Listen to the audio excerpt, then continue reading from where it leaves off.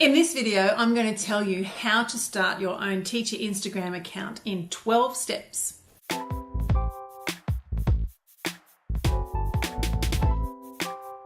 Hi everybody, it's EJ Kafooples here and you have arrived at Kafoople land, and on this channel I give tips for teachers and I give a little glimpse into my lifestyle as an Australian high school English teacher. For today, I wanted to give you a 12-step process on how to start your own Instagram account. I am planning to do a series of videos about teacher Instagram, and I just want to say that I'm not an expert. I only have a small account of about 2,000 odd followers at the point of making this video, and I just wanted to share some of my insights. I noticed that nobody else on YouTube has been doing videos on this, and I thought it might be useful for people because I've had lots of people ask me, how do you make a teacher Instagram? My teacher Instagram account grew way faster than I ever expected it to. So I must be doing something right, but again, I'm no expert. Just take my tips with a little grain of salt, try them out for yourself, see if they work for you, and I would love for you to connect with me on Instagram. I have actually got 2 accounts. My teacher account is called Kafoople Classroom, so I would love for you to go and follow me over there. And then I have like a lifestyle kind of weekend account which is called Kafoople Club. First of all, your name. Spend some time considering what kind of name you're going to have for your account. I see a lot of people changing their account names, which you're totally fine to do if you change your mind.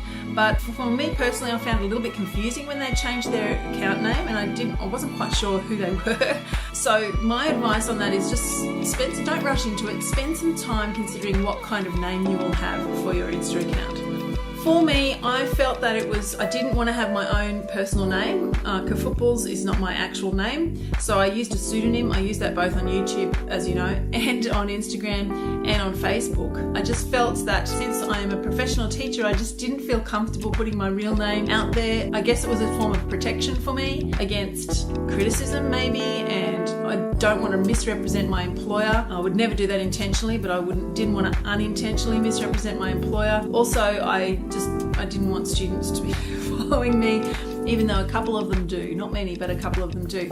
So maybe consider, do you want to use your real name? Do you have a nickname or something really unique that is about you that you could sort of tweak into a certain name that would work well on Instagram? You might want to consider putting something teachery within your name. You don't have to do this, but I think that is one of the reasons why my account grew quite quickly, because I had the word classroom in it, and it was very obvious right from the start that this was teacher content, and teacher content alone. That's my niche, so people knew exactly what they were going to get when they came to my account, so they were able to quickly make the decision to follow. You know, you could incorporate teacher, teaching, classroom, educator, educating, learners, learning, any of those teachery words. If you wish, you don't have to, but if you wish and you can, you could try to incorporate those.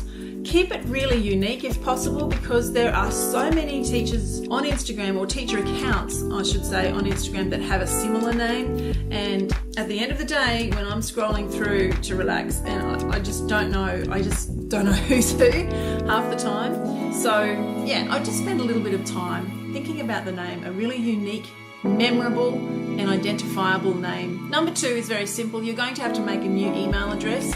That kind of stops people at the start. They kind of, if they've got a personal Instagram account and then they try to make the teacher one, which is different, they kind of can't do it and they don't know what's next. So you will have to make a new Instagram account. I would suggest that you just use Gmail, that's what I did, and use the name that you have chosen as part of that email address, so that it's very clear in your mind which account is which and what's where. Keeps everything just a little bit organised. Number 3 is a little bit optional. You can decide whether or not you want to make it a business account. I decided to do that right at the start because I wanted to track my analytics and just sort of see who was, like, how many people were following and liking, viewing, all the different things that you can do on Instagram, and that does change over time. But I just found it interesting to sort of track that a little bit and to see what was working on Instagram and what wasn't working on Instagram. So in order to do that, you have to make a business account. A word on posts. Now posts are, when I say posts, I mean the images that are in your feed, your actual feed underneath your account name. They're sort of a square looking image. With your posts, I would really advise strongly, only do teacher stuff, especially at the beginning. If you're tempted to add in a hobby, it could work well if you just wait a little bit until you have a little bit of traction with your followers so that they get to know you before you start doing, fitness or whatever else, whatever other hobby that you have as a teacher. Keep it really, really teacher focused, especially at the beginning. Having said that, on your Insta stories, it's okay to go into more lifestyle things like, beauty, behind the scenes, family, food, fitness, whatever it is that you're interested in or that you want to share is great for stories.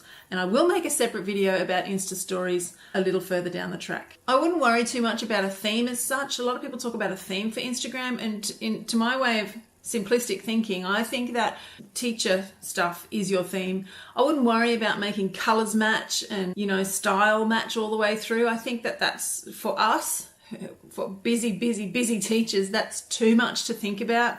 And I think that the beauty of teacher Instagram accounts is that they're real. They don't seem to me to be very, all perfected and filtered to the max. And I think that's what people are drawn to, is the rawness and the realness, as well as the inspiration of teacher accounts. So I wouldn't bother too much about freaking out whether or not your image is perfect or good enough. I mean, obviously, if you're into graphic design or art and craft and you're really great with colors and design and stuff like that and you want to have a theme, go for it. But if that's not your natural bent, I feel like it's too much work for you to worry about, especially at the beginning. The next one is about your posts. So I would strongly suggest that in the next few teaching days, you sort of go around your day and you take a few photos. I would have 5 to 6 photos on your phone ready to go before you launch, if you want to call it that, your teacher Instagram account. I'm actually going to make a video about 10 great teacher posts that you can do over and over again if you want to. That's going to be in a separate video though. So with your posts, I would really recommend that you are consistent as much as is humanly possible when you're a teacher. I have had gaps in my posting, but for the most part, try to be consistent and try to post at sort of around the same time each day. I find personally, for me, in the afternoon, sort of between 4:30 to say 6:30 is great for me, because the mornings are really rushed. And after school, I can sort of have a look back through my photos for the day and see, or for the last few days, and see sort of think about what I want to post a little bit more. The other thing is my preference. You don't have to do this if you don't want to, but I prefer to shoot my photos on my phone in square mode. On your iPhone, across the bottom, you can scroll and you can see that there's a square option. I prefer to shoot in square because for me, that's a lot less editing later. And I just like the look of a square image better on Instagram. You can do rectangular images on Instagram now, which is great. And if you want to go that way, of course, go for it. It's your account. But a little tip from me is if you prefer that square look, shoot in square so you don't have to edit later as much. You're going to have a logo. Initially, just to get things up and running, a photo of your face is totally fine. And that's what I had for I've only recently changed my logo. Have a look around Instagram and see take note of the ones that you quite like and sort of say to yourself, what do I like about it? Do I like the colors, the style, the font, what draws me to that?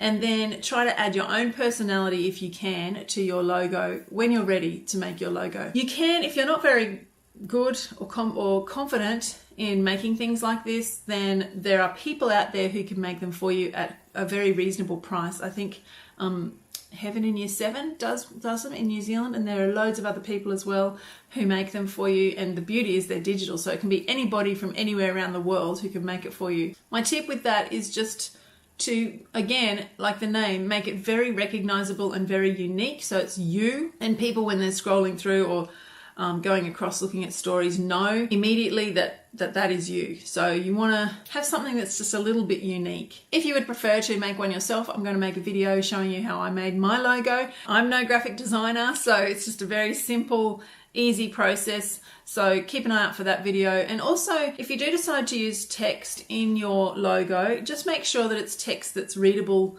when it's shrunk down to a really small circle, because that's generally how people will see it. The next job is for you to craft your bio or your description. That's just a little bit of information about you and your account, what direction your account's going to go in. And it's something that people look at when they make the decision as to whether or not they're going to follow you. So typically, and look around at some of the accounts that you like, that you follow already, and sort of ask yourself, what do I like about this? What am I drawn to with this? And you can try to emulate their sort of style if you wish. Try to be yourself as well. So typical content in a bio or a description is a first name, and that can be a nickname as well if you prefer.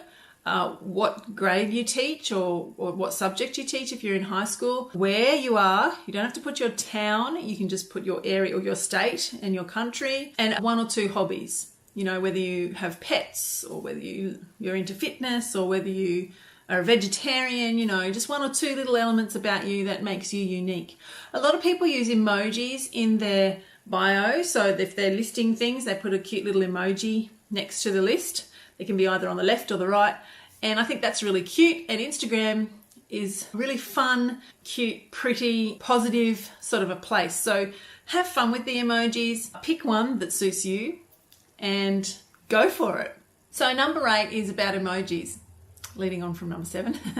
So what I would encourage you to do is to look through the emojis and pick ones, maybe 1 or 2 that you feel like represent your personality. And maybe they might even be similar colors to your logo, colors that you like, that you're drawn to, that make you happy, and use them in your bio. And also when you're commenting underneath other people's posts, just try and end your comment with a couple of those emojis, because after a while that'll become recognizable as you and it becomes part of your theme, for want of a better word. And emojis are fun and cute, and Instagram is all about fun, fun, fun. So that's something that you might like to consider as well. Number 9 is be professional. Check your code of conduct or your school's guidelines about social media, whatever rules that are in place for you as a teacher. Make sure that you're following the guidelines and the rules. I always find it's better to err on the side of caution and to just be a little bit conservative, just so that you're protected and you're not going to get yourself into trouble. So that means, for me, I have chosen not to show students in my Instagram at all. And I think one time when I was doing my floss dance, there were kids in the background and I couldn't get rid of them. And what I was able to do was to put some emojis over their faces. And I know a lot of teachers do that to protect the student's identity. So that's something that you need to think about and decide what you're going to do. Yeah, just be professional to protect yourself. Another thing to think about is school logos and school names. And once you start being aware of them, they're everywhere. They're on the walls, on posters, they're on lanyards around teachers' necks, they're on uniforms. Sometimes uniforms have the school name around the collar. And if you want to protect yourself and you don't want your school name to be shown, be very, very mindful of where all these school logos are around your classroom and around your school when you're taking your photos. The other thing is a courtesy issue, and it's about respecting the work of others. So if you do decide to repost or comment about somebody else's post or work, always, always, always credit them. It's generally considered okay to repost somebody else's work as long as you tag them in the post and you're not saying anything negative about what they've done. As much as you can, keep everything on Instagram positive. You don't want anybody to come across your content and misconstrue what you've said. So I'm always very, very careful about what I say on Instagram and how I word things on Instagram. And I just try to keep things upbeat. I mean, of course we have days when we're down and you might want to share about that in your Insta stories, and that's totally fine. But just be aware that, especially if your account is public, anybody can look at it, and just be really professional with how you conduct yourself online. Never do say or post anything that would make your students or your principal or your colleagues feel uncomfortable or unhappy, or the parents of your students as well. Just keep in mind who your audience could be and act accordingly in a professional manner, like I'm sure you always do anyway. Number 10 is, do you go public or do you go private? I went public right from the beginning. I know a lot of teachers are private. What that means is that if somebody wants to follow them, they have to send a request to you as the account holder, and then you decide yes or no whether you're going to allow them to follow you. If you're uncertain or feeling a little bit uncomfortable, go private. You can always change it later. Doesn't matter. For me, I was very clear on what I wasn't going to do on Instagram, so I knew that I was going to be in a space where I was comfortable being public. So if you do go private, all that means is that you will grow slower regarding followers. But if you don't care about followers and you're happy with that, then it's totally fine. It's really a personal choice up to you. Many teachers are afraid of being in a public space, which I totally understand. But I can honestly say to you that in what did I say, 2 years? I can't remember. I have to look it up, how long I've been on Instagram, and almost 3 years on YouTube. I really have not had very many negative comments at all, particularly on Instagram. It's a very positive space to my way of thinking. And I have had a few sort of Eastern European men reach out to me saying things like, hello, beautiful. And all you do is they come through a private message, and all you do is just delete, block, and it's not a problem. or it certainly hasn't been a problem for me. I'm not very big though, so I don't know, maybe some bigger teacher Instagram accounts have had issues there, but honestly, Instagram is such a positive space, especially within the teacher community, that I find people to be really encouraging and supportive. So number 11 is that you're ready to start posting. So the 5 photos that you've taken on your phone and kept there ready, once you've set everything else up, I would post 5 all at once. So, you know, one after the other, so that when people are looking for you, I personally find it a bit off-putting when I look at somebody and I'm deciding whether or not I'll follow them and they've only got one image. And I think, I don't know if you're serious. I don't know if you're going to be posting or not. So I'll just wait and see before I decide that I'm going to follow you. So because of that reason, I would suggest that you upload all of your images in the one day, the first day, and make sure that they are all teacher related images so that people know instantly what your account is about. Keep it really narrow, the topics of your posts really narrow, especially at the beginning. I think I've already said that. Underneath your image, so when you post your image, you can choose to put a little filter over it if you want to. There are some basic filters on Instagram which are fun. Some people use their computer to doctor up their images, decorate them, some people call it, and some people use different apps. I would suggest just keep it really simple at the start until you get your head around everything. Then underneath your image is the caption. So you want to craft just a few words about what the image is about, and maybe even ask a question of your viewers, your followers after that. And I've seen a lot of variety in the types of captions lately. You can do just a short one that's not even a proper sentence, you know, just a few words long. You can do a medium-sized one with a few sentences, or you can do almost like a mini blog post underneath your caption. It doesn't really matter. Whatever you feel like sharing for that particular post, share it. The thing that does matter though is the hashtags. The current trend seems to be for teachers to put about 5 or 6 full stops underneath their caption, and then put several hashtags underneath that one. So spend some time researching hashtags. I'm not keen to recommend any in particular to you because they seem to go in and out of fashion.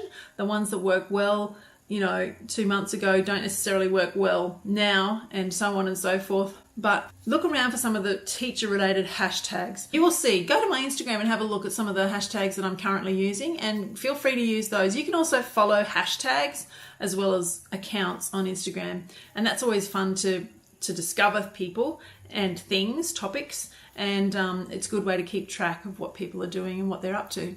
Number 12 is optional, and it's about the link. So in your bio, you're allowed to have one link. And if you're active on different social media, if you have a website, if you have a TPT store, if you have a YouTube channel, so you've got a cluster of things that you want to direct people to or share with people, then you've only got that one link. So what I would recommend is setting up something like Linktree, which allows you to add several links with one link. I've found Linktree to be fantastic. There are other ones as well. I'm not sure what they're all called, but they do a similar kind of job. And it just allows you to sort of branch out and share with people a little bit more easily. Be sure to download my free PDF, which is a checklist of all of the things that we've talked about today. If you want to have a print off of it, I will put a link to it underneath this video.